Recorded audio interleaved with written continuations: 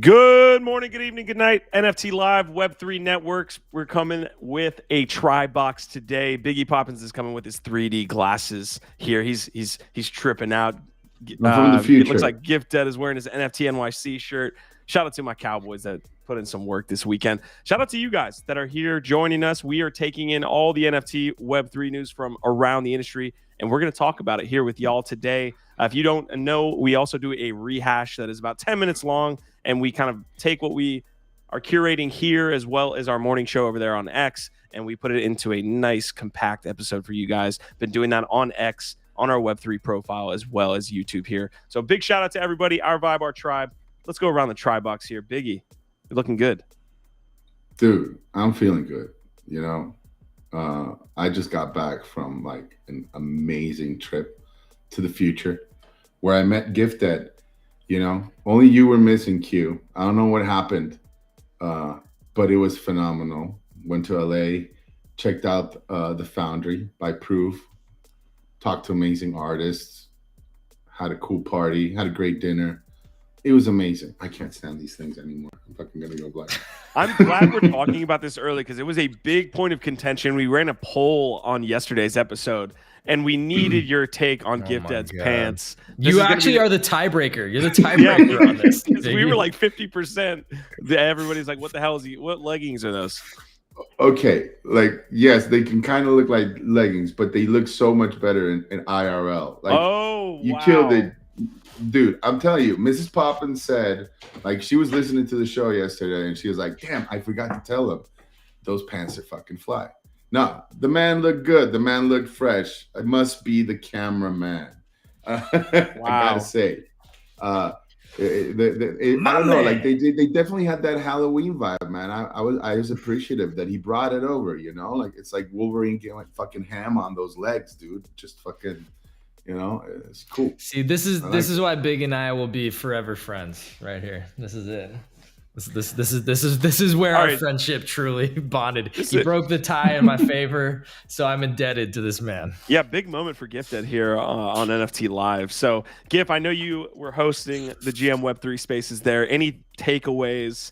Any big moments there over there on Spaces on the X platform? By the way, Elon Musk streaming video games. I barely got that one out there at the end of the episode. But yeah, Diablo, wild. Apparently he's a big Diablo fan, and yeah, Andy James doesn't like friend tech. That's a shocker. Yeah, shocker. That's a takeaway. He's sipping his Starbucks NFT cup as he says that. We got into y'all have such a like spicy back and forth. We just have we have like very clearly set differential like ideas. Yeah. Like we are on the opposite of the spectrum. That's what makes for a great combo over there on the GM Web3 morning show on X, of course. It was awesome to see Andy in there. Hadn't seen him for a bit. He's a busy guy. Apparently, he's just jet setting around the world, hanging out on $500 million yachts, and in King Louis's old house is where he's staying. I don't know. He's doing big things. So it was cool to have him come hang out with us. But anyway, we got into mint passes. We started the ultimate mint pass guide today. And so this is something that, I'm personally very interested in trying to figure out and navigate. Like, what's the best way for me to get in as a collector, as somebody who loves art and wants to get in on cool opportunities? And okay, maybe this is the biggest takeaway from it, besides, Biggie was spilling the beans on some alpha, sharing some of his favorite passes, like Iconic. I didn't know about that one, for instance. But maybe the biggest takeaway that I'll mention here up front is that communication is a problem, not just with like big complex NFT projects, but also these mint passes. And what I want to see, what I really want to see when I go to a website for one of these mint passes is just on the front page, super, super clear and easy. Here's what you get. And here's where you're at in the roadmap of these deliveries. You know what I mean? It's like, I just want it to be that easy, because right now the information might be out there, but it's not very clear. It's not distilled. It's a lot of ornate, flowery language about the quality of our curation is going to do this and that, and go find them on OpenSea. But it's like, okay, if I go buy it for half an ETH right now. I don't know where that's at. What am I getting or any of that shit? So that's the big takeaway. I want a mint pass that has quality curation, that's affordable, not crazy expensive, that is very, very clearly outlined. And yeah, just it's hard to find that. Agreed. We are going to hop into the mint pass discussion as well. We are going to talk one of the major mint passes, which is Proof Collective. We covered the initial story, which was that Proof was essentially laying off a certain amount of their staff. I believe like 22 individuals. What was that of their total, by the way? They had like 30. No, right? I think they're 30. keeping 22, and they might have been at like 30, 38, maybe 35. Not sure. So we're going to do a follow-up on that because basically overnight or since that story is broken, there's been a lot of drama, a lot of TMZ, if you will, on X there around what K-Ro's doing. Like obviously there's going to be speculation whenever a company's downsizing, but we'll jump into that discussion in just a second. I did get some breaking news here from Squashman, a community member here on the Web3 network. He tagged us in this on Telegram and also said, hey, look, we've got potentially a Beeple everyday hardcover for $5 on Amazon. So for $5, I'm not actually... Go ahead. What's the print quality going to be on that? I'm not going to bring this up because it's showing my zip code. But you guys can take also a look. that link. You better check that link before you go click on that. It looks like Amazon.com. It looks okay. It says Amazon. Oh, okay. A.co is a diminutive or simple link for Amazon. Okay. I did just link that there. Obviously do your own research, folks. Don't click any crazy links on that website until you can kind of confirm that it is Amazon. This is kind of breaking for us. But yeah, this could be a scam, dude. I'm actually worried about this. Why? This seems like the type of thing that somebody would throw up, get on a legit website, and then link you out to something scammy. So be very careful. Yeah. We don't know enough about this. Hold on. Is what I'm saying. I'll be able to pull this up because I can scroll down. All right, so I can tell you I did not pay $5 for this one. There it is. Yeah, that's the one. I'm gonna be pissed if it's exactly this one because I did not pay $5 for this shit. The fuck. What'd you pay for that? Oh, you don't have to tell me. You don't have to tell us. It's all good. I don't know, but it was more than that, and I didn't get no Beeple mint or anything. But I'll tell you that it's absolutely gorgeous. It's beautiful. All right, so yeah. Let's see it. Let's see it real quick. Look at that. It's beautiful prints. I don't know what's going on. If it is the exact same book and it is $5, then yeah, maybe that dude is right, and it's like you should run because it's a gorgeous book. It's very well printed. I mean, I don't know. I can't see anybody printing this quality of a book for $5 worth. So no, those are expensive to make. Printing it and creating a book like that costs way more than $5. Unless you get a little flimsy catalog version of this shit. Well, the only reason why this would happen is because they may be overprinted and they're just trying to liquidate them and get a little bit out of it. So maybe they're flooring a bunch of them if they overprinted them, but otherwise, I don't know. Look, if you check it out, hopefully it works out. Hopefully it's good quality. All right, this is going to be one of those situations, I think, where we're going to be live, and I'm not going to be able to do this live, and it's going to be over by the time we get there. But yeah, let us know, because we got a lot of smart folks in the community, of course, that can check that out. If it is legit, I would love to buy one post-episode. Troy is saying I chatted with Beeple just a few days ago. I could have asked him if I knew about this.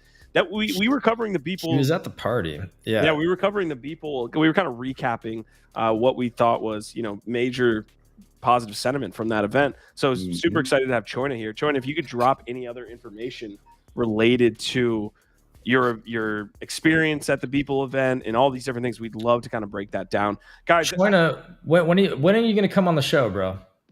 That's what I want. Yeah, Pizza Daddy's saying Mark still doesn't have a Twitter either. Looks like, didn't he get his Twitter banned or something? Wow, man. So maybe we need to have him come over and Tim Foyle had that at one with us. I'd love to know his thoughts as to why this occurred. Yeah, we could do. I mean, we've had him multiple times at this point. It would be easy peasy. Pizza Daddy, Easy in Crypto, Choina, Asmodai, regional time of day to you all. DP coming in with the criticism again, just that critic hat fully on.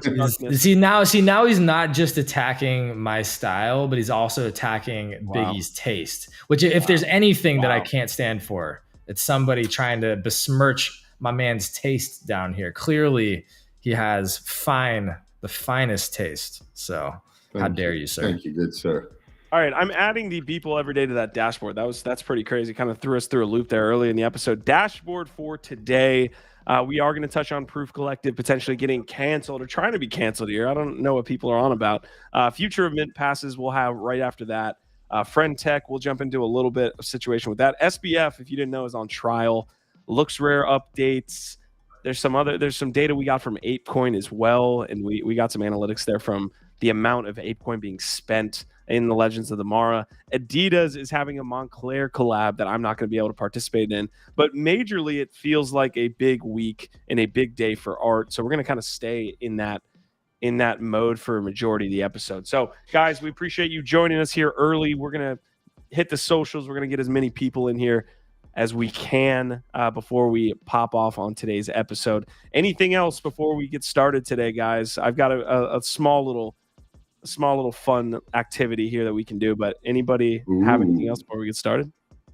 I'm intrigued now. No, let's get it. Let's go. All right, Gif, hit him with a disclaimer so we don't get any SEC action on this show. Y'all already know, but it's important for us to remind everybody, for your safety and for ours, that we are not financial advisors, and nothing that we talk about on this episode or on any of the shows on the Web3 network should be misconstrued as financial advice. All of the information is found publicly on the interwebs. Always do your own research, and these opinions are solely of us and our team, no one else. There you go. We did the thing. Well done. Okay, I did have an activity here. I wanted to very briefly get y'all's opinion on what you think the most slept on NFT community is at current time. That we kind of come back to this here and there. This is basically like a mini version of our Rate My Bags. We have a lot of obviously NFT IP on here. We have Azuki, Milady, Sappy Seals, Pudgies, the Gods. What do we think right now as it stands today when it comes to NFT PFP collections? What is the most slept on community? First of all, I don't know what half of these are. Like half of these, no, like half, like this looks like somebody literally trying to pump his own bags. That's what this looks like. Half of these, I've never. It's a bad quiz. There's like repeats there, no? Like there's like 2 Azukis, like 3 apes. Yeah, like, and like he's plugged his own ape in there too. Yeah, this is anyway. I'll just throw that out there. All right, removing the graphic. What is the most slept on community? I want to have this also for y'all in chat. What do you think the most slept on NFT PFP IP is out there? I'll go first. Oni Force. I think Oni is definitely one that belongs kind of right there in that maybe blue chip category, but they haven't really broken through. I think Oni Force would be my answer. I'll second Oni Force and then say DBs because it's always been slept on, and I think it's actually like an OG, innovative, awesome PFP. So I would be remiss not to throw DBs in there because it's been the most slept on since the fucking dawn of time. But yeah, Oni Force for sure is up there. Dang. Now I have to like go in and see like what I can. Okay. Oh, okay. I think Mythics. I'll throw Mythics out there right now. I think Mythics are being largely slept on by a lot of people, and is actually a super high quality PFP that's part of a legit high quality ecosystem. Good call, man. Mythics. Couldn't have said it better myself. That's so true. And all that, Huxley, like. Just solid. The fuck people. I don't know. Is there a PFP involved with Huxley? He's got a couple different like sort of avatar collections that are PFPs. He's got robots, humans, then there's these recent AIs, but those aren't really PFPs. But he does have robots and humans. Okay. Yeah. All right. Before we get started today talking about proof and art and these pieces, and we did have some breaking news from one of the projects we were going to talk on today. It's the world's largest. Have you seen that, Biggie? Is that like a Mint Pass The project? world's. Oh, this is the MoMA one. Yes. Yes. We'll get All right. to talk about that one too. Okay, so we'll jump right into that. I did have big winners and losers. Fluff World Burrows is up 16%. Beat Brothco up 14%. Valhalla up 12%. Cool Cats up 10% on the day. Big losers. Fewocious Fewos down 35%. Dead Migos down 30%. VeeFriends down 20%. And Digidaigaku down 19%. You see Fewos as the biggest loser on the day. I do want to get into that reveal and what you guys thought about that. Let's look at these real quick because I have a lot of questions and I want to get your and Biggie's thoughts on it. I haven't seen them, so this is perfect. This is like I have questions about so much. I have questions about, like, again, I'm not here for cancel culture, and I hope that Fee was innocent of what he was accused of. But the fact that it got buried and there was never any sort of response to it is a little bit concerning. So I'll just throw that out there. I won't say anything else on it. It was just kind of buried and ignored, the allegations. The other thing that I have a huge question mark is about the supply on this at this time in the market. Again, people keep dropping these massive supply PFP projects in this market, and I don't understand. Like, it to me, 18,000 PFPs right now on its face for any price and any quality of art, I don't think makes sense right now. So I that to me, I have a big question mark around. But then the artwork itself, hold on, I have a question around. This might be one of the better 3D arts that I've seen. Like, this is one of the better 3D. So what you're saying is you were a fan of Gumby. Yes, big fan of Gumby, actually. So see, that's why I want to get y'all's thoughts, because I'm going to go out on a limb here and say that, just like, I'm sure that there's a few of these that if I really dug through, I could find. I could, if I really dig through this collection, maybe I could find a couple that I was like, okay, I could maybe see myself rocking that. But I'm just being painfully honest here. We're always going to be honest with y'all. My honest take is that these are ugly. Like, I would not rock this as a PFP. Like, again, I'm sure some of them have like, are you can be like, oh, this is super artistic, abstract. And so I see some value in that. I do. But me personally, I think they're ugly as a PFP. I don't think I would rock one. I think these stand out. I think they really do. Like, I would love to see this in a Spaces room. I would love to see this on the platform. I think they, that's one thing that I'm looking for. I know that might not be exactly everybody's, cup of tea, but that is sure. They sure do. They stand out. And like, okay, but let's analyze why that is, right? I mean, they obviously have the colors, bright colors, a very strong color palette, and also like the disfiguration, and it's clearly Fewos like style, right?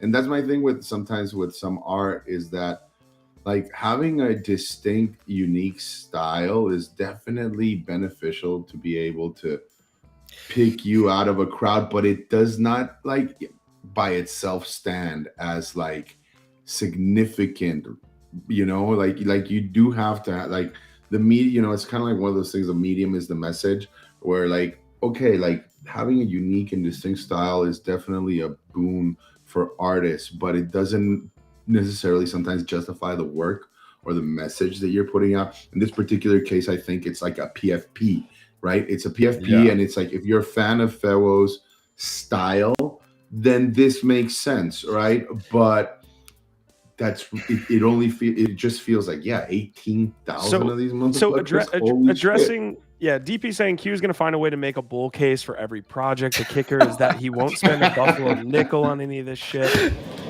Ever bullish Q. It feels good to not be the one getting flamed all the time now. All right. So a couple things on this. I do think that if I didn't have my own PFP, I was making the comment that this is actually a really dope like imagery on that platform. Like, that's one thing I said about the Utes. Utes are they stand out in rooms. Like, I don't know what it is, what artistic style they use, but they stand out. If that's the main reason to get like, I'm not PFP, saying it's the main reason. Yes, and I'm not changing my own. And so that's the reason that's what I'm saying. I'm just giving my unfiltered thoughts here. I think they look good on the platform, and that's where we spend a majority of our time. And if I did have a PFP that I was rocking with you, I'd feel good about it.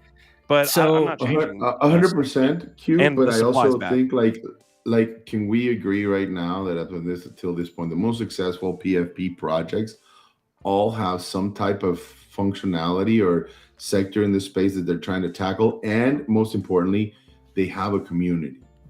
They have a community of like, and I'm again here, I don't have skin in the game, so I don't know Fewos community. Maybe it's super ravenous and, you know, they plan to tackle a particular thing in this space. But 18,000, like, good fucking Lord, man. As far as I know, this is that's another reason. Well, as far as I know, this is a straight metaverse play, which is another reason why it's like, to me, like, to your point, Biggie, if they don't have a more clear vision of like what this project is other than a metaverse right now, that is concerning. I think the reason why you would collect these and what everybody said that I agree with is that they are unique to a certain artist. And if you like Fewocious and his art, and you want to show that off, they will, to your point, Q, they will pop. Like, they're very colorful. They're unique. They're icon. I don't think I'd call them iconic, but they're at least very unique to his work. So I can see that argument. However, I think, you know, like Knox is saying they're ugly. That's kind of the charm. And Biggie's saying, like, I don't really know that this, like, that you can justify this as a PFP, even though it's his style. Like, I agree with that because here's the thing. To me, like, I think a PFP has to have some. All right. Anyway, this is very subjective. I'll just say I get that they're colorful. They will pop. You will probably see them and remember them. So you get that. I just think that they're kind of ugly. All right, let's have an experiment. I do agree that they're ugly. I won't say anything against that. Pushing is saying that it's not a PFP. That's really tough because I didn't say it's not a PFP. I thought you were mentioning somebody in the chat had said it wasn't a PFP. No, they said they're ugly, but that's kind of the charm. Okay, is what I was saying. Like, you might have let's to do an experiment really quick here. Okay, I'm just gonna go down. This is like just the room I pulled up right away on X. And again, this is not the main reason to buy your PFP, but it was just I just want to see like what pops up to you when I'm scrolling this list. That Oni source things and like auto refreshing new messages coming in. Yeah, it does. They would have to rebuild that whole thing. Red background. I agree. Like, I know some people are sad hearing that. I thought you were joking, but no, I red background. It's very true. It's for another few like months, having something that Let's actually stands on its own as a PFP. I don't think a lot of people are experienced actually building progressive web applications. I've been building progressive web applications. I don't think it's the most important for corporations since like 2016. There's definitely a benefit to be derived, right? Progressive web application is limited by is the fact that it doesn't have hooks into the native APIs. Is there any others that stick out to you here? And I don't mean to belabor this. I know that it's not like the number one reason to buy it. I think the Chromie definitely stands out. Like notification APIs. VAYC, it's just a provenance thing at this point, I think. Or whatever. You're essentially in a lot of ways. We have to remember we're using generally pretty good. I don't like to essentially a mobile web app. Right, rather than Pudgy stand out to me. Yeah, are you guys able to hear the room? Can we get out of so there's going to be performance trade-offs. Yeah, you hear the room? Yeah, sorry. I thought you knew that. No, I muted it on my side. It's showing you the room. Oh my god. Yeah, we were listening to that for like the last 2 minutes. It was not good. Yeah, I was like, okay. Yeah, sorry about that, folks. I was like, well, I don't know what to do. That's an audio thing. I muted X on my side. I didn't hear anything. No, I agree. Yeah. There's something to be said, right? Like, there's a reason why, like, for a while there, like, scammers were buying apes and punks, you know, to get attention, right? Like a strong PFP definitely gets attention, and you know, whether it's because of its, you know, the brand or because of just the art itself can really pop. And I agree with you 100%, Q. Like, it pops. Like, you'll notice it if you see it on one of these things, right? Pretty much like a Skulls of Lucy or anything else. But we know that that's not the main reason to get a PFP, and that's what I was trying to say. Is that, like, you can slap Fewos style on many things, right? Like on a vinyl, and it'll look cool and amazing, right? But like, why are you doing it? It's the main argument that to me does not really seem to have a solid foundation here. Where it's like, okay, let's slap Fewos style on a PFP for a metaverse play. It's like, okay, fine. 18,000 supply. Okay, so that automatically tells me it's like, so maybe it's not about like any kind of community, or it's just like have an avatar that it'll someday hopefully be rigged on all these different metaverse plays. I don't know. But why would you want to go know more about that? Like, that's the thing, is that I look at those characters and I'm on, like, again, I am not discounting that they are memorable and sort of they do look like hobos and that they're unique But what I'm saying is, like, colorful hobos. They're ugly and scary enough that, like, why would I want to go and be in a metaverse playing with these characters? Like, I'm confused. Like, I don't want to go hang out with these characters in a metaverse. So to Biggie's point, it's like, is this supposed to make me want to come hang out in your metaverse? Like, because I'm not. Again, this is subjective. This is me. I'm just saying, like, dude, like, it's. Well, and here's the thing. I'm a massive fan of surreal art, and to me, he's kind of going with this modern surrealism with this, which I think is cool. But that's a very difficult thing to do with a PFP, right? And so some people are gonna like it. I feel like it's confusing and strange. I think one thing that's not as subjective on this is the supply issue you guys are bringing up. It feels to me, and I didn't hear the like wording. I would need to like dive deep into the actual like way Fewo was talking about this drop, but it feels a lot like the Azuki drop, right? Where it's like a huge supply, and they said, "Oh, it's to grow our community." Well, you kind of just, what you're doing here is you allowed a free mint of these to the people that were holding your art, right? And then the people that are trying to get in afterwards are getting incredibly wrecked. The people that are public minting and the people that are trying to get afterwards don't have a great experience from a price standpoint. Now, maybe people don't care about that, but I think the 18,000 is more objectively probably an error if the goal was to grow the community in a nice way. So I agree. Yeah. I think, Biggie, you were making that point. I think that's spot on. Yeah, it made more sense. I mean, I've always thought of Fewo as more of like an artist, like not, an entrepreneur that's gonna run like a community and like build specific functionality for the metaverse. Like, when he did like, I've seen his art on like shoes and on clothing, and that makes sense. This one to me just doesn't, and maybe time will prove us wrong, but it's definitely a very long-term play, especially at the current state the metaverse is in right now, right? Like, I just feel it wasn't the best play, and the supply is an issue. Well, and the other interest, the utility that they're trying to provide here is that these do have the ERC 6551 sort of backpack, and it seems like they're going for Fewo fashion digital collectibles and accessories. Again, if so this is trying to get you to so you get more Fewo designed digital goods that you get and use on your character in their metaverse, I guess. So like, it's a little bit of a doodles play, right? The avatars and the way that they set that up. Yeah, but the doodles to me are way more aesthetic, and it, like, I would go hang out in that camp store. Like, could you imagine Camp Store partnering with this and what that would look like? And like, dude, would kids like that, or would they be fucking scared?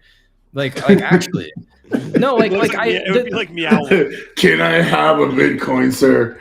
No, the thing is, like, I know Fewo does these very accessible mint parties or paint parties. So like, I could see that aspect of it, but these creatures translating to like a kid's activation or a family friendly activation, I have question marks around. Because I'm not saying that this isn't clearly very friendly in its positioning, but dude, look at these characters. Yeah.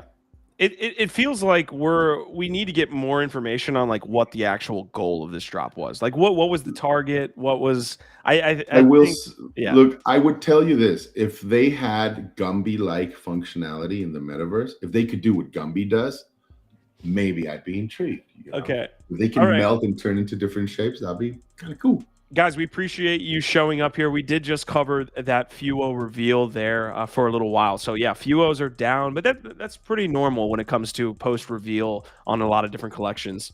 I would like to get more info. Maybe we can come back tomorrow after doing some research on like what the goal was, because I think we're all over the place with like what the expectation was for what they were trying to do. I think if you mentioned trying to attack like dressing up your Fewos in the metaverse and things like this. So yeah, let's jump back tomorrow and cover this big week for NFT art, or the art scene here in the NFT industry. That's pretty much where we're going to stay today. We are going to touch on Proof Collective here in just a moment, but we did have some breaking news basically from in the world's largest, I don't think is associated with and VGF was posting about this as well here. So there's a trailer. I know we're trailer maxis. This looks a little questionable on the trailer front though. So we'll attempt it. We'll see you on the other side. Choina, also drop some more info on your event experience over there with the CryptoPunks. Choina was saying earlier that Marty will hate me for saying this, but after meeting some of the folks from Yuga this weekend, I have a lot more confidence in their handling of CryptoPunks. So good to hear on that front. All right, let's see what happens. This is a little bit eclectic, but I don't know, Biggie, if you know about the world's largest and the drop that they're having right now. No, I don't. Let's check it out. I'm live at TWL headquarters. Behind me is a protest led by NFT's largest brands. TWL is under fire after their controversial video leaked online. Viewer discretion is advised for what you're about to see. Yeah. I'm not going to stand this, I don't think, but there's you can get the idea.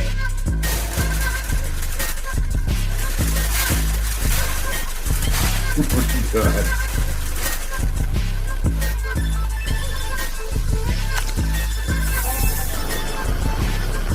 Let me know when you guys want to turn this one off, or if you find No, this is cool. Keep it going. I want to see what he builds.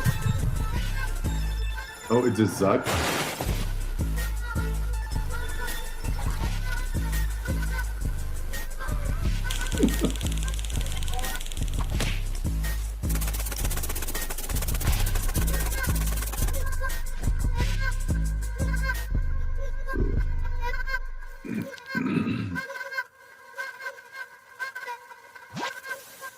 The world is a fucked up place. Oh, but it's a beautiful day to buy an NFT. What the fuck? Your brain deserves a shiny new object to desire. So buy our NFTs. You will be happy. All right, take on the creepy? trailer. This one or Fewos? That one. That's a good poll. Yeah, this one, right? That's a good question. We should do a poll. Which one's more creepy? Dude, honestly, I'm not gonna lie. This isn't for me, man. I think it's interesting that VGF thinks this is cool, and again, I know there's a lot of people. It feels very in that edgelord miladies. You know what I mean? It's in that space, so it's not really my get down. And I won't say anything else on that. Okay, but if you were forced, if somebody put an NFT gun to your head and said you have to get one of these two, which one are you getting? Between this and Fewos. Well, what do the NFTs look like on this? What is the actual NFT Patrick Bateman with his fucking mask? All right, we were talking falling all morning. Yeah, that's what they fucking look like. The NFTs, I think, are brains right now. So I want to make sure I've got this correct. They're sharing a bunch of secondary marketplace here. Let me see. I don't see. That's the thing, man. Both of these. This is my personal stylistic aesthetic. Is that subjective. It's very subjective, but both of these, if it's these weird mannequin plastic looking dolls and the Fewos. Both of those, if I was scrolling through my wallet and I saw it, it would make me not happy. I don't want them in my wallet, either of them. I wouldn't look at it and be like, oh God, I fucking love this art. It's so beautiful. I want this in my wallet. So just subjectively, 100%. Neither of them 100%. Are for me. But I think it's also very clear that this one has been given a lot more thought. As far as they reveal how you apparently build your mannequin, and it's gonna be very creepy in the metaverse. But I feel like this one definitely has been given a lot more thought of how it's gonna exist, and the fact that you're able to participate somehow in building up this thing. If I had to choose, I'm with GIF, I would rather not have either. But if I had to, I'd probably go for that second one. I I have to hop in here because I think the concept here is like you play the whole video and you're literally clipping out what you're buying. So if you can see there, like the video was playing, I basically, said crop, and then it says, hey, you're going to mint this for a chance. It says mint for a chance to win rewards. So you don't want a chance to win a reward, Q? Could be a token drop. Here's okay. Well, okay, so like I will give them that there's some creativity there. Obviously, there's if there's a cool mint experience, like that's always interesting when there's a unique and memorable mint experience. So it seems like they're playing with the tech in a cool way on the mint side. But the other thing that I again, this is all very personal. I really don't like what am I trying to say? There's a lot of projects that focus on, like, they lean really heavy into the negative. Yeah, and like that's a good way of saying it. We need a better word for negative, but I know what you mean. Like the Miladies were doing this a little bit, like the dark side of the web. Yeah, man. Cynical. It's like a cynical sense of super cynical, bro. And I don't love that because it's like, yeah. Anyway, I feel like you're making money off of cringe and just like negativity and shit, and I it's just not my favorite thing. Yeah, I kind of like the innovation that they're doing in the gamified mint. So basically, again, here's the update, and I'll fly through this. This is from the world's largest. Our first NFT drop is tomorrow, but be available only for 24 hours, meaning it's live now. You will be able to mint a frame from the video we are posting tomorrow. These frames will be NFTs on Ethereum and will only cost $1. Probably add gas in there as well. This is our first ever NFT drop. Mint a frame to collect a piece of history and prove that you were early to TWL. Also, it's a effing dollar. If you mint a frame, you will earn points through our on-chain rewards program. These points increase your chances of winning exclusive rewards, like a whitelist spot for our Genesis NFT mint early 2024. More info coming soon, and they add the trailer. I kind of like it. We're breaking that down in real time for y'all. What was it? Yeah. Was it the point system, Q? No, it immediately got your inner hamster going. You were like, yeah. The slot machine here is unique and interesting. Have you ever seen this type of mint, Biggie? No, that's what got me going. It's a unique minting experience, and yeah, I'm giving them that, and actually, like, for $1 at TWL headquarters. Behind me is a protest led by I might mint something for $1 just to have it, but like, again, if their PFPs look like these creepy characters, bro, like, fair. I don't know. It's only $1 gift. Be a sport and mint some, just in case we see you. Marty's in the house. Knox Darkness left Action House. Good to see you. Sorry, I did get diagnosed with COVID last night, so I did get the positive piece. So I'm fighting through this. All right, we're gonna move on to something maybe a little bit less cynical, if we want to use that word. That is that the MoMA Postcard project is basically launched and is I believe live now. The collection operates like a digital chain letter. There will be 15 blank stamps ready to be collaboratively designed and signed by you and one of the artists. Biggie, I know you have more information on this one than the previous drop. So what's going on here with MoMA? Are you getting involved in all that jazz? I think I might get some. I need to get into it a little more because one particular interesting facet of this that was not prominently displayed, but is that it's on Tezos. Did you know that? It's on Tezos. Interested to know why they chose that platform. I love Tezos, not funny Tezos. Just want to check out, like, ease of getting into it, and I need to see if I have some. But look at the artists. I mean, the artists are real. You got Kim Asendorf there. You got Casey Reyes. You got beautiful, like, fucking amazing. Kim just dropped something yesterday that looks like a new project. So we should. It wasn't Kim. It wasn't Kim. That was Glitch Marfa. Glitch Marfa poster every 30 days was just dropped this month, the 1st of October. It was in collaboration with Kim Asendorf. He lent them their algorithm. So this is actually generated by Kim Asendorf's algorithm, but it's the poster number 6. Every 30 days, number 6. It minted out in under 30 minutes. And it's, I mean, how dope is it, dude? It's really, really cool. Wait, but Biggie, did you see what is this what you're talking about? What I'm sharing? It's the one here. I think that's okay, the one so you're I'm talking about, I'm talking about something else. Oh, he actually did bring out a new. Yeah, so he just posted this. Oh my god. I need. So yeah, this looks like it might be some new work in progress or something. Okay, that's dope. That's dope, man. So for y'all just joining, we've talked a lot about Kim and we've been following him. It's one of the sort of like leading generative artists right now, getting a lot of attention, doing some big things. Wow, it looks dope. Really, really cool.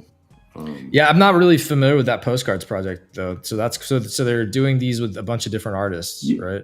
Yeah. So Glitch Marfa, an IRL gallery, an online gallery in Marfa, Texas, run by Derek Edwards and his wife in Malta, who is the designer of these posters, have launched this every 30 days series, right? So every 30 days, first of the month, they celebrate what they think is an important generative artist in the space that's doing breakthrough work this year. This month, it happens to be Asendorf, and you can check out, like, they do a whole write-up. It's super cool, and there's usually, like, it's not like work directly by them. The guy that does this, his name is Malta, and he's like a super cool designer. And so it's like collaborative. This is the first one I think that is actually like collaborative, because it's using Kim Asendorf's like algorithm to do the motion, right?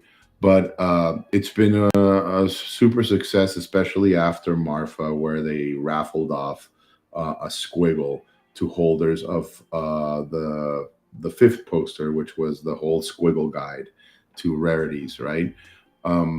This, I wouldn't consider this like a mint pass situation, but they're very inexpensive. They're about like $15 or $30 for the poster, and it's something to keep your eye on, because one, I love that it's got that educational component, and the work stands on its own as well too, which is really cool. I've been collecting since the first month, and it's a lot of fun. All right, I want to bring this back to the MoMA postcards that we originally started talking about. Yeah. I actually really love the educational piece there on the Glitch Marfa there, though, kind of getting the background of each artist. I really like that, because I think that can get lost sometimes in the noise of just like selling the next collection or doing all that. Yeah. All right, the MoMA postcards, I want to wrap that up, and I want to get into Proof Collector. Can we decipher anything? Is there any type of like mint that's happening now?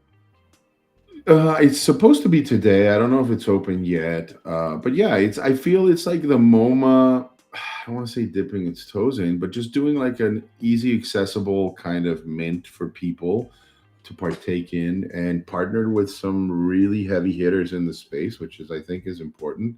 Like I said, it's on Tezos. They don't cost a lot, and they look cool.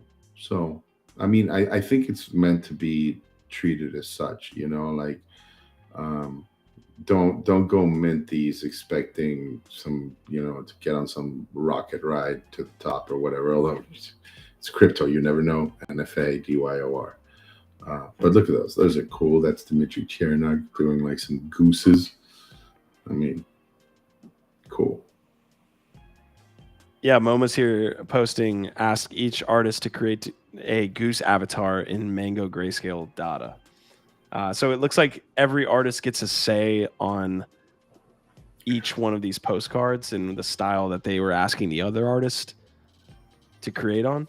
Asked each artist to use the field to draw landscapes and embrace nature in hazel gradient symmetry. Okay.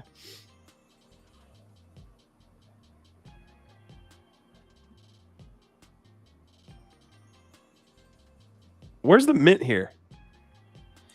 Are we losing gift trying to like mint live? That's always when he goes. Yeah, he's really quiet, right? I'm just All learning. of a sudden, he just went dark. I'm just learning about this project because I'm not familiar with it, so just trying to understand. Yeah, there's a lot to catch up on.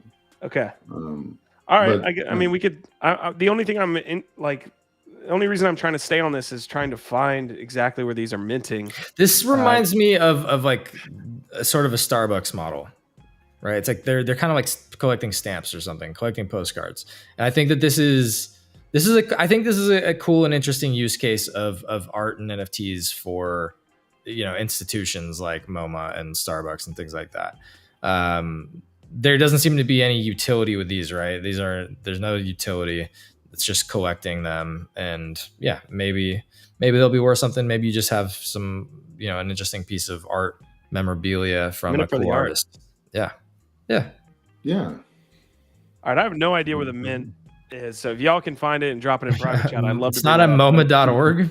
No, I've been searching all around this website here. It might not be out just yet, you know. Like I don't know the release time for this, so maybe it's just, you know, it's not open for minting yet.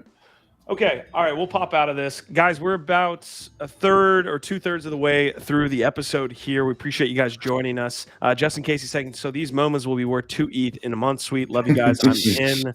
Of course, it's not financial advice. Marty McFly saying, well, Punks is really the only PFP, so if everyone doesn't have one, they are slept on. Fewo was just at the right place at the right time with right cultural factors. And I don't like Fewo or his work. Okay. Decrypt Lorian saying, I guess on the Fewos, I guess I'd have to research what happened with the summer FUD a few months before I invest. Knox was talking about, I believe, the initial TWL news piece, the world's largest, saying interesting mint mechanic for cheap, worth a few bucks just for the culture. All right, so we got you guys updated kind of in real time there. I mean, those are mints that are happening. Of course, again, we're covering a bunch of art here on today's episode. Leave a like if you like these individuals up on stage with me. If you're here for the first time, we're covering the NFT and Web3 space daily. We'd appreciate a sub on that as well. All right, let's get into the spiciest TMZ of the day, Biggie. Boy, up here. Bring it. This was the post we got from the Proof Collective yesterday. Proof has made the decision to reduce our team to adapt to the current market. We express our deep gratitude to departing team members for their contributions. Our team remains committed and will be sharing details on upcoming release and events soon. You knew there was going to be some people that came out of the woodwork and said, oh my God, Proof is, you know, burning and the whole thing's going to burn to the ground and shame on them. Zero. And, you know, that's what you got. You know, Jonah is here.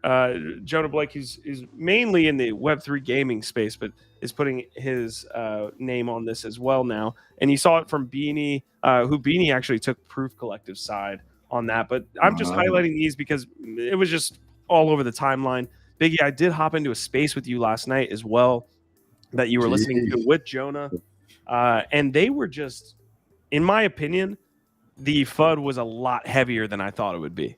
And that's where I was like, oh my God, this is an actual kind of moment in the space. People aren't going to let this apparently go very easy. And so let's have that discussion real quick. You know, Jonah's saying there's a lot I want to say right now. Hot takes, literally too hot. What I will say is Kevin could buy a mansion before Proof ever existed, so who cares? All staff reductions are normal. Their runway is insane, so I don't know if they believe this is a long winter or they can't find scale yet. There are good arguments on both ends. All right, so I kind of laid the foundation. A lot of the FUD is around the amount of funds that Proof has raised over the years and what they're now doing with it, seeing as they're laying off into like staff. I did my best there, fellas. Run with it. Yeah. As far as like singling out the treasury, right? And like, I've heard a lot of different discussions there, and nobody's privy to what the money raised from VCs, what the terms were, right? Whether it was tranched, whether it was not. Regardless, you know, in my opinion, first of all, layoffs are never fun, you know, especially when you do come up with like a community like Proof, which is very tight. Like I know a lot of these people. I've spoken and had conversations with them, and I wish them the best. And that they're never an easy thing to do, but that's the decisions that entrepreneurs that are leaders in these projects have to make sometimes, right? And he was not the only one. You saw Hal Feeney do it for UEFN, and Fortnite just recently announced it. I think like last night also. Zeneca did it for his project. The issue here is just a tremendous FUD towards Kevin Rose and Proof, in my opinion, which is out of proportion and I don't know, incomprehensible in my opinion. But I do know that like crowds and mob mentality, they just love tearing people down. Especially people that have been successful, and it was to be expected. It's just tiring for me, It's like watching cheap TV, and I try my best not to engage with it, especially when it's people that they don't know what they're talking about, right? Like they don't have insight into the treasury, they're not part of the community, they don't engage with the community, they don't go to the IRL events. But unfortunately, those are the ones that like people gravitate to, because it works in the platforms. And c'est la vie, right? Like I all I can tell you is that I just came back from 10 days of interacting with a ton of proofers, and I'm more bullish than I've ever been. Of course, I'm sad that some people were let go, right? But I also understand that in early stage startups, of which I have participated in many, this is common. This is normal. It happens. Nobody wants it to happen, but it does. And it's not always, determined by the treasury or by the market. It's usually a multitude of factors. And to say like that it's bad for the people that were let go, sometimes actually it's for the better, both for them and for the founder. That's all I have to say. Yeah, and I agree with all that. I think that was all very articulate and well put, Biggie. I think for them to like lay off and trim fat right now and be thinking about being lean and restructuring is really smart and bullish. On the other side of that coin, I think what he did maybe not so well or kind of shot himself in the foot was he was out there a month or two ago saying things like, we're never going to fire anybody. Why would you fucking say that? Like as a founder, why would you put that out there on recorded media for other people to bring back to you when you have to fire people? I kind of disagree with that. Just kind of feeling like that sort of like cocky attitude. If I can just go out and say whatever the fuck I want, Biggie, let me finish. I'm just saying, like, I disagree with saying that publicly because it creates this tension and this situation. And he hurt himself here because that's what a lot of people are pointing to. Why would you say, look how much fucking money we've got, we've never got to fire anybody and then fire people? All I'm saying is not the smoothest move. And then the other thing was just the optics of like, before you might, like, if you know that things are rough and you may have to restructure and fire some people, literally just before that, taking private jets to Marfa, it's not optically the best choice either when there's other ways to get there. So those are the bad sides. I think he could be more sensitive to the optics and not go out there saying dumb shit or putting himself, in certain positions. I agree that he should be more apparently hyper aware of everything that he says and does, because he is a target in this space and people just waiting to latch on to something or to bring back something from the dead and put it out of context completely to just form an opinion, right? But then that would mean he would have to walk on eggshells for the rest of his life. That would mean you kind of do. We all do. We all do. It's true. And I don't see Caro complaining about like the FUD coming his way. I think he knew, we all knew it was going to come regardless, but it had to be done, and like I think what he said, like having to live with what you said in the past because somebody's going to bring it forward, it's just not. This is recent though. This isn't 10 years ago, Biggie. This isn't like you're digging up old tweets from 10 years ago. I completely recall, but first of all, and I was there live when he was talking about the runway and the treasury, which first of all, in my opinion, show me another project that has that level of transparency. None of them do. This is something that he committed to from the get-go. And for him to come out and that original conversation that was had back then, it was a different time, different expectations he might have had. I don't think he was being cocky at all. He wasn't saying, I'm not going to fire anybody. He was just talking about staff and what he thought at the moment was going to be the future and however he was feeling. He's entitled to that. And I'm not saying it's not a screw up. I'm just saying he's entitled to screw up. Like he's entitled to be human, and he's entitled to screw up in such an early stage company. What I find baffling is this insistence on singling him out, right? Like, and I get it. Okay, flying private may have been, but he might have reconsidered. However, like, it is very clear, like, that was his personal money. It's not, like, if you're gonna accuse somebody of embezzling, money, okay, show me the fucking facts. I guarantee you they're not there. No, I'm not making that claim at all. Maybe some people are. I'm saying optically. These photos to cherry pick these little instances and take out these sound bites and form together this argument that is, its sole purpose is to break down a project and somebody. And you know how you can tell is because now, like Andy James was saying in our spaces, it's become vogue to kind of sprinkle a little bit of like consideration, right? Like this, to show sensibility at the end. And you see these things and it's like, let's show some sensibility for the people that were let go when they've been shitting on them this whole entire time. To me, that's just insensitive. It's just disingenuous. It's cheap, man. It's absolutely cheap. I get it. Like, proof isn't perfect, and he isn't perfect either. But I much rather him and people like Ndoodle say, Floyd, get the fuck out, or just say, yeah, I flew private. You don't like it? Fuck off. Like I don't need to fucking answer to your every little fucking. Unfortunately, that's where I push back a little bit. I was saying earlier when we were kind of all getting together, it's like heavy is the head that wears the crown. My man is wearing the crown. He's holding he's at the lead of one of the top projects in the space. So he's going to be held to a different standard than even founders that are on that second level. It just is. I love the buyback piece you were talking about, or like the idea that floored and get the fuck out. I think that more people should use it. I know the founders key, not founders key. What was the Tom Bilyeu project was buying back NFTs, and I know that he got a bunch of shit, and there was other things. Nouns just rage quit. I wish more people should do this. Like, depending, and there's a treasury management aspect to this. So you mentioned like the FUD that he was receiving from buying a house that was worth or I should say mansion, 17 mil. Who cares? You know what I mean? In some aspect, who cares? That could be his personal money. I mean, he's created a ton of value. The one thing I will say is, like, in 2018, everything basically unraveled because teams did not manage their funds correctly. And it was a very direct, we held our funds that we raised from an ICO in ETH.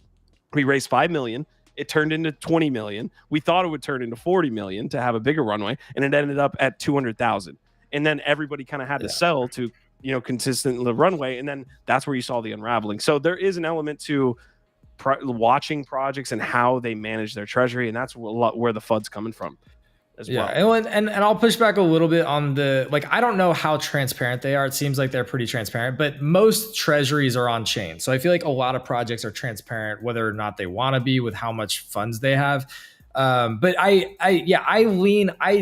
not saying that he's done anything corrupt. I don't know anything about that. I'm not saying anything of the sort. And the people that are out there making wild claims and assertions about him doing whatever, I don't know about any of that. I think hold on. Well, all I'm saying is that I think that being a little bit sensitive to optics within a certain context can go a long way.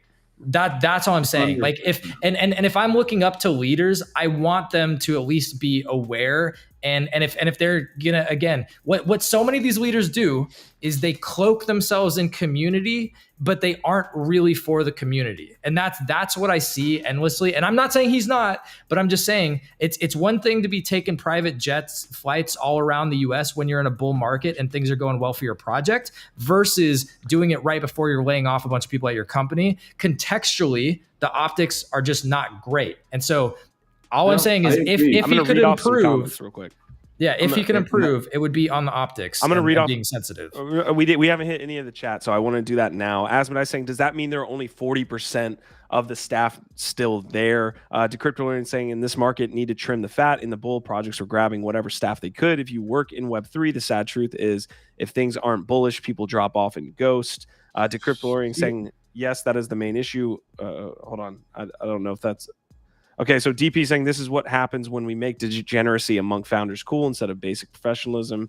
And Asmodai saying that's the no man's sky moment, will take time and actions to recover. So Biggie. Yeah, I'm all for like this type of conversation in this space. There is definitely like lessons to be learned from this. Like GIF is bringing up, like and whatever path Cairo decides to take, whether it's walking on eggshells or not, like that's his choice to make. And I'm sure he's like, again, like I've said it many times, like he's been around the block. Like I think he's conscious of it and is willing to take the heat. I don't see him whining anywhere, right?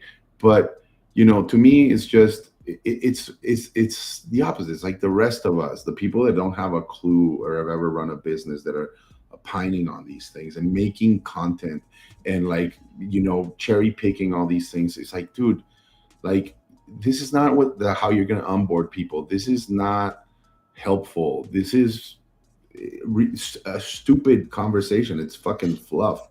I'm all for intelligent conversation, but like I'm not for just being a destructive person in this space. That's not what I'm here for. That's not what I'm about. And I can tell you that's not what Proof or Cairo or any of these people are about. Like, we are completely the opposite. And so it's, sometimes, it does piss you off a little, and you to see it like, again, directed to very particular people or projects that you care about. And GIF makes the point often that's where the clicks come from, is people wanting to hear about why Cairo is shit as well. The farming is out of control. I'm seeing exactly what you were saying. You're saying words are important. So the optics that GIF was referring to, and the PFP change to, I guess that was a bad moment. Oh my god, dude. See, this is where Biggie, like we're 1,000% aligned, which is that it's moments like these when you really see how toxic the space is. When instead of people having constructive conversations, like people are out there with fucking pitchforks, literally riding a wave of hate and anger and FUD, and like trying to build themselves up by tearing other people down. And that's what, like, there's a lot of that energy in the space, especially in this PvP bear market, that, Q and I have had endless conversations around how awful and shit it is. Some days, like, we're literally just like, fucking, I hate it here. And a lot of it's because of that energy. It's not constructive. It's not helpful. It's not people wanting the best for other people or trying to build together collaboratively. It's people literally making a name for themselves off of being salacious, shitty, fudders, toxic people online, because algos love that. And I hate that about social media, especially this space. And it's a bummer because, I just came back from like one of the most exciting fucking experiences that like you can have in this space. It's like going to Marfa and it's like talking directly to artists and to builders and just like having those vibes. And trust me, they do nothing. They just fucking, all this shit just bounces off. I just wish I could share this with more people. I wish more people got to experience these types of things and see and speak to these types of people, because I know, like, if you're fairly new in this space and you go on Twitter and that's what you're fucking looking at and listening to, and it fucking, of course you're gonna leave and run the other way, right? And I don't want that. I'm on the other end. I want more people in. I want to share what the people with actual skin in the game that are doxxed and out there fucking shaking hands and putting their blood and sweat we into gotta it move on. are doing, and it's fucking awesome. Yeah. That's why I love this place. Can we briefly though mention you brought up Beanie's take on this, which is I feel like it's actually, he does have some solid takes, but Decryptolorian saying, the beanies of the world are sort of those toxic fighters. I just want to say the contrast between how he treated Luke and Nets and like their massive wins and the strategy that they're building out versus this situation is so hilarious to me. Like, bro, like, yeah. All right. Anyway. All right, one of the layoffs here is apparently the team that was producing the Proof Daily NFT Countdown. So I think that they got a little bit of funding taken away. Let's listen to NFT Stats and see what he's got to say, because apparently, again, they were on payroll and are cutting back. The Proof Daily NFT Countdown. Hey everyone, it's Sam, NFT Statistics, and I wanted to give a quick update on the Proof Daily NFT Countdown. As you know, we've been producing this show every single weekday for 9 or 10 months so far. And we're just gonna take 1 week off here. The 100 proof is gonna go on 100% as normal.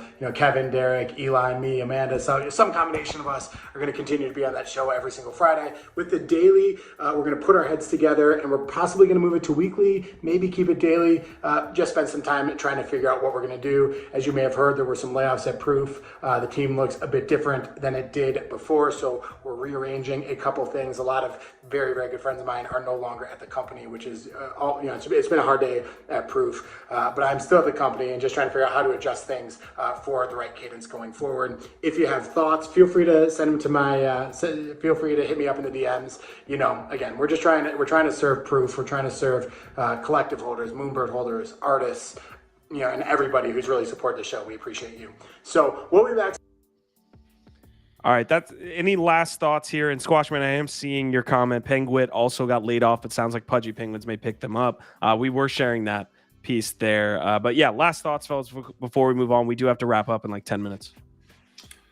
It's part of the fucking space, I just no, honestly, on the other end, I don't want to fast forward it. Let them, let this, it'll pass eventually. And like, again, I always tell people here, I'm in here for the long ride. So time will prove everybody wrong. And I look forward to that day. For now, have at it, fucking degens, It's not going to break anybody. All right, I was mentioning that there were some other art drops today, as well as the rest of the week. This is from Giancarlo here, and he's kind of laying out the calendar of events. So we have Bright Moments, Matt Cain, MoMA, the world's largest that we covered earlier in the episode at $1. It looks like the free claim for the Red Bull Velocity Series is going to be, I believe, next week. I think October 9th was the date. I might be wrong on that. But yeah, there's a lot happening on the art front, meaning there's a lot happening on the Mint Pass front. We had a really great combo in the GM Web3 morning spaces. I've got a ton of links, Biggie, and GIF. We were covering that as well. If you guys drop that in the private chat, and I've got yours on the dashboard as well. But let's just run through them, because these Mint Passes are of more and more interest. I know, GIF, you were talking as well. Like our network has the ability to connect and kind of get our fingers in these different communities as well. I think that there's a lot of really cool crossovers, but there's a lot of happening with Mint Passes. Let's go through it. I think there's three things that I always take into consideration with Mint Passes, right? One is the access to procuring great art that will potentially appreciate down the line, right? Secondly is education, if you're not well versed, or you're, for artist discovery, it's like using a hive mind or a collective. So it's important to always look who is curating these collective drop passes. And thirdly, I feel, is community, which is usually, bastardized and unappreciated. But when you do come upon like some of these great collector communities, not only are they a great source of education and networking, but they are also independently, many times, a source of great alpha. Hence how I got into Winds of Yawanawa, for example, right? Before anybody even fucking knew about them. thank you, Proof community for that, right? Like, so I think those are the main 3 reasons. And then as we go through some of these projects, some of them have like different components that may or may not be of interest or value to you. But those are the top 3 that I would always look at. It's like, who's curating, what's the community like, and like the quality of drops and perhaps appreciation that you might be looking forward to in the future. You guys are getting some info here from Biggie Poppins, who's steeped in the Mint Pass kind of ecosystem there with these different ones, which I have pulled up on my screen and we'll show off a little bit. GIF, I know you were kind of, I guess, curating or creating the episode this morning around Mint Passes. That was kind of the title of the spaces there. Thoughts on kind of the Mint Pass meta or what's happening right now? Honestly, I think it's okay. There's going to be a lot of Mint Passes that are already out there. Like, I've already heard of some that are like kind of scams. There's going to be ones that are not good, and then there's going to be ones that you basically miss a lot of the utility for, and then you buy, and then like either they don't deliver or you missed it, and so it's not a good deal. So it's a tough game to play, and we're getting into it because I want to figure out the way to get into it properly, because I do think that for the right Mint Passes, if you can get in at the right times, there's going to be a lot of value here. And not just that, I think it's a very cool way to build community and provide value for your community when it's done well. So I'm not only fascinated in learning more about Mint Passes, which is why, again, it's so great having Biggie as one of our main contributors and able to share his expertise or experience with Mint Passes.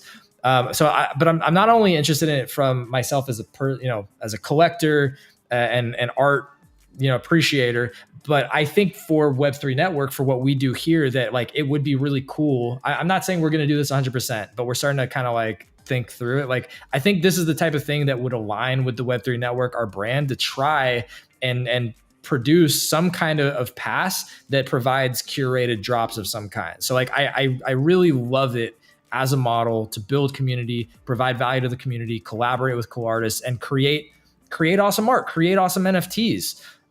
So I don't know. I'm still trying to learn very much. There's a couple, that we talked about on today's show. Those are recorded on X if you want to go listen to this morning's GM Web 3.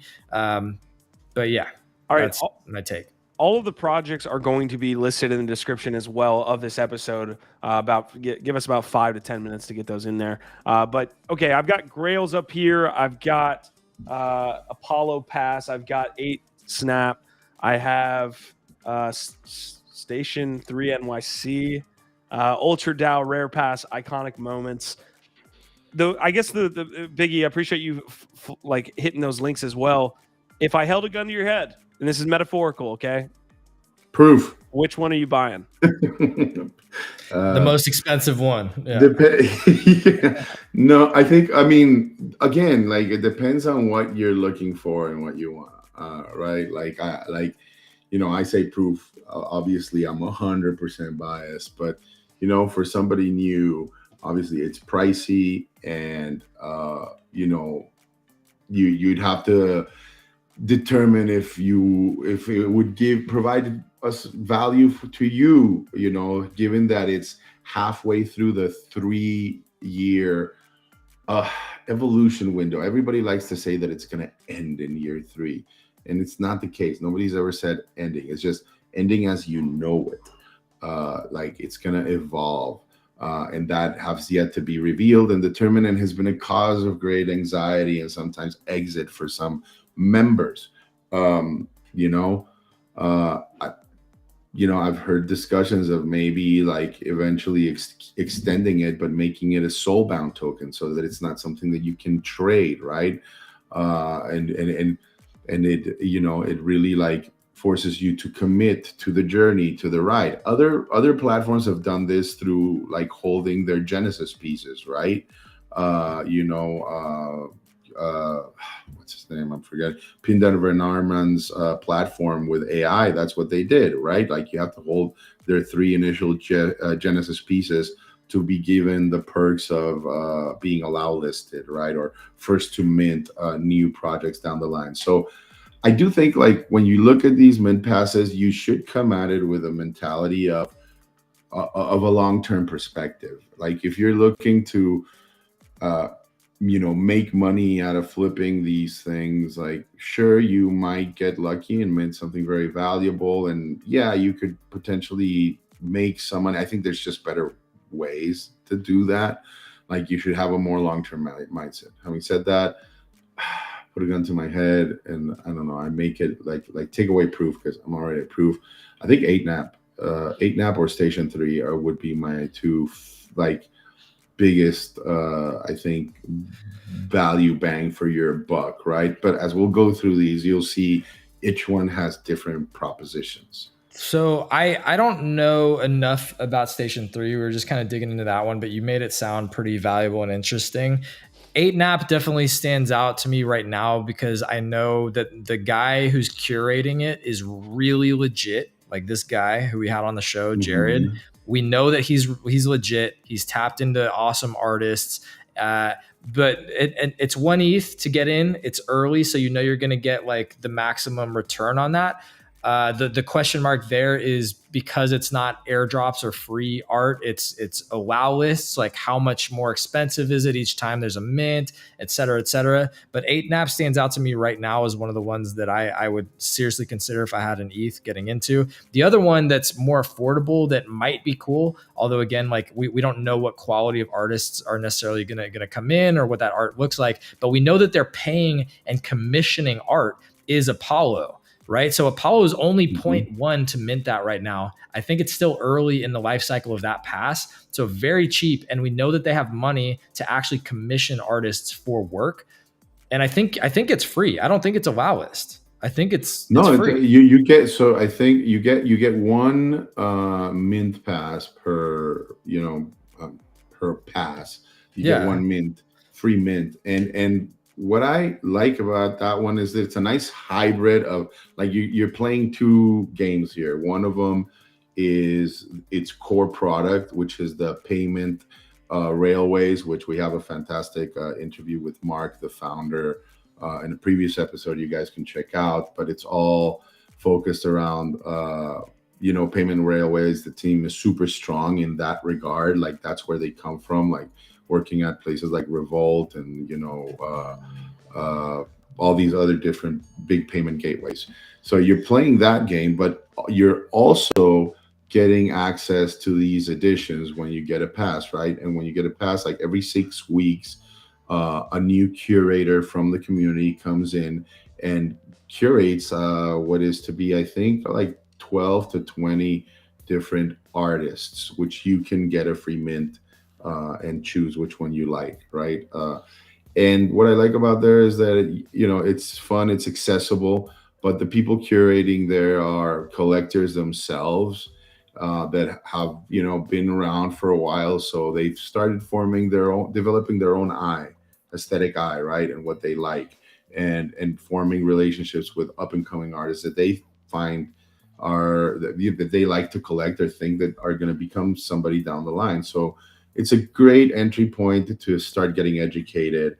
And at the same time, you have that potential upside for the payment railways if they manage to do that right. So it's crisscross. All right. The 8NAP founder, Jared, is obviously a really interesting individual. He's innovating and doing all these things. And we had the Friend Tech discussion earlier on GM Web 3, and Jared is now getting involved with Friend Tech. I fucking know, I had it. And my favorite part has been the smaller chats with engaged audiences, particularly the artists who are genuinely sharing their thoughts and opinions. Biggie, this seems to be at a kind of crossroads for you. You're a Friend Tech hater here. What's happening? We went at it, bro. We went at it over in Marfa. And it's not just him, by the way. It's his co-pilot in Collector's Corner, Astam, who is also on your side, Q. So, no. I think, look, there are people out there that are very, very smart, that are pro Friend Tech, man. Don't get me wrong. I just, look, I have to stake my claim somewhere. And frankly, maybe I'm wrong, but I've formed my opinion. I don't have the bandwidth, like I'm already trying to connect with y'all here through this space and through fucking X. I'm not going to play the game well in Friend Tech. So I just don't screw with it, and I just try to be cautionary to the people that I love, because I've also seen this movie before. But yeah, there's some people playing in that, and Jared is one of them. Okay. Yeah. God bless him. Well, so I don't know how to pronounce his name, but our friend on Twitch says he's looking for financial advice. We're not financial advisors, good sir. You already know, but he's asking Apollo Pass versus Friendtech key farming. What should I use my 0.1 ETH for? I think they're different plays. I think if you're trying to like turn that 0.1 into 1 ETH, and try and do that really quickly, Friendtech is probably a better chance of doing that. If you get in there and strike it, you get the right ones, maybe you can turn that into more ETH quickly. I would probably disagree. But the Apollo one, you're not going to flip it really quickly or make a bunch of money quick. That's an art collecting move. Yeah. So they're just very different moves. You need liquidity on Friendtech for the most part, unless you have some type of tool that is tracking bots, or you like randomly get lucky, which is a very, very small chance. Like I think 0.1 makes more sense. I would say with this pass. Well, that's a guarantee, Apollo, right? That's a guarantee you're going to get cool art. Friendtech, you have no guarantee of anything. You could lose that 0.1 just as fast. But I would say Apollo's primary mission is not the art collecting side. That's like a bonus. It's a great entry point for a community to have discussions, to learn, and maybe like Mark was the first curator on one of them, and one of those artists is doing really well. So, you can potentially do really well down the line. But like the real investment there is the financial side, the token side, the part about gateways, the payments. Gateways. Yeah, crypto payments for sure. Yeah. All right, guys, we're at an hour and 20 minutes. We spent a ton early. I think we spent like 20 minutes on Fewo. Maybe that was where we got caught up a little bit, but it was a good discussion all around. Thank you guys for tuning in. I do have a couple last bits, but I wanted to definitely hit the chat. PR yeah, that's a hard name, dude. Tell us what we need to call you. Well, he says I'm Pab. Pablo. Pablo. Okay, yeah, Pablo, I knew that. Yeah. All right. Listen, I got COVID brain right now. All right, Easy in Crypto, Pab, Prodigy. We see you joining in here late. We appreciate you. Who else do we have in here? Marty McFly. We got Decrypt Lorian, DP. You guys have been active throughout the whole chat. We appreciate y'all getting after it there. All right, we got a couple last pieces. I feel like we didn't do the Mint Pass piece justice with going through all of them, right? Rare passes and iconic moments. Biggie, are you going to be on later this week? Yeah, for sure. Okay. We can just hit that. We can continue it. Yeah. Okay. 100%. You got the links already, so. Yeah, links will be in the description for you guys if you want to see all of these, but we're going to talk about the others and probably dive back into this tomorrow or on Thursday. But go ahead. Yeah, make sure to include the velocity pass in those links, because we didn't talk about that on this. We talked about that on GM Web3. If you are interested in Mint passes, we did talk a lot about that on GM Web3, and those are recorded over on our X channel as well. Yep. Velocity pass here. Floor's down to about 1.2, 1.3 right now. But see, again, the question mark with this, because again, it's not super clear, is where are they in their roadmap? I think they're all the way through it, and the last drop is the Snowfro one. I could be wrong. That was me. I was trying to figure it out while we were live on Twitter, and it follows the 2023 like F1, like 4 different races in the 2023 F1 calendar. And I think this one coming up, or the last one that they're minting Snowfro for, is the last one on this pass. So again, it's like you're basically paying 1.2, 1.3 to get a Snowfro piece, a one of 2,000. You don't know what that's necessarily going to be worth, but you don't get anything else after that, I don't think. So that's, I think, the potentially if they do another season or series, you might get first dibs, right, on like minting a new pass. But again, that's not guaranteed. It's just speculation. All right, guys, I'm gonna do my best lightning round here, because we did have a lot of other news to hit on that we're not going to kind of cover, but I'm going to fly through this. The links will be in the description. Maybe we cover more tomorrow as well. Again, some of these are worthy of being deep dived into. Adidas and Moncler collab feature AI adventures and NFTs. So there's something here on the digiphysical shoes here with Adidas. we had Harry Lou coming through. Shout out to Harry Lou. I was battling him on Rec League, and he got the best of me. I got the best of him. I think it was a 50-50 split. But he's talking about ApeCoin being spent. And this is very interesting because this is the most that we've ever seen from a Yuga game on a ApeCoin sync. So $400,000 has been spent in ApeCoin on this specific game. It's been live for a week.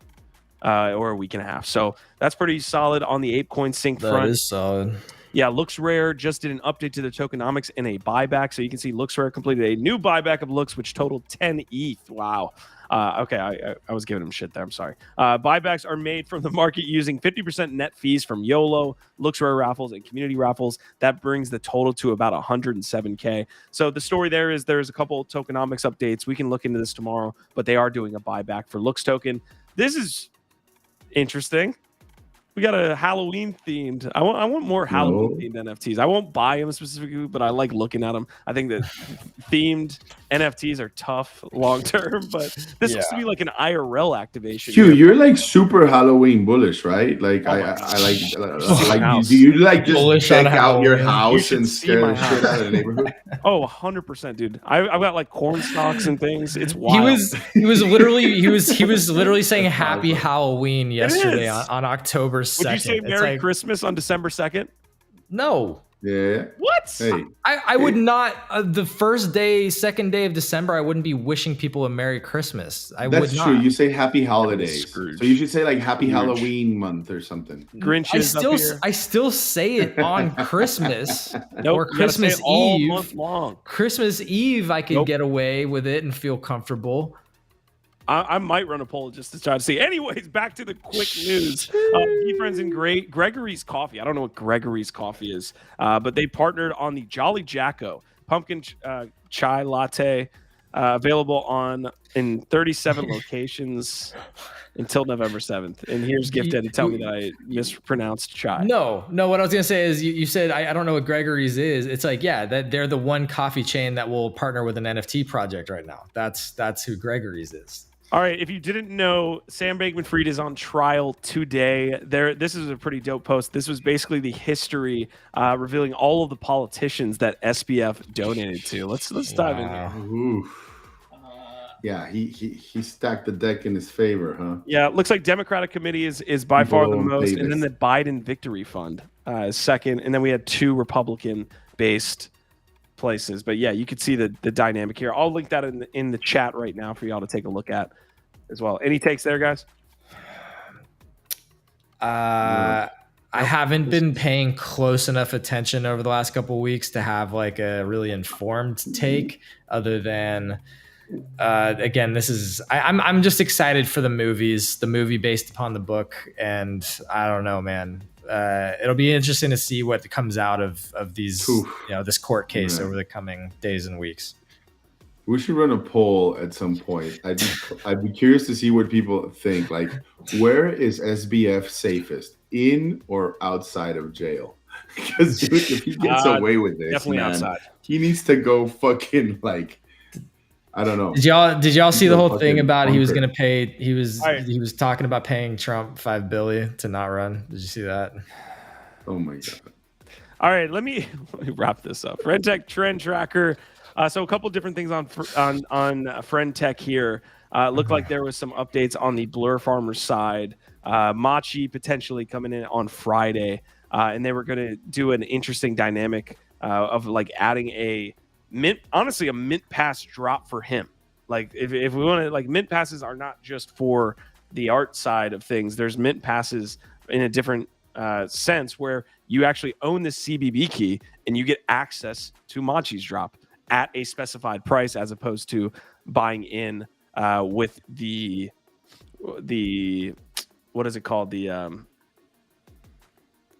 save me here, the bonding curve. All right, so yeah, that's what we're looking at on the Friend Tech side. It looks like a little bit of a pullback here on daily buy volume, about 10% pullback, a couple different things. So yeah, Blur Farmers coming in, volume a little bit down, but still kind of total value locked is pretty high relatively. And then we have Machi and a couple others that are getting involved. And I think that's it, man. That's all I had for the day. It's an hour and 30-minute episode, so one of our longer ones. Hopefully you guys appreciated it. Leave a like if you can.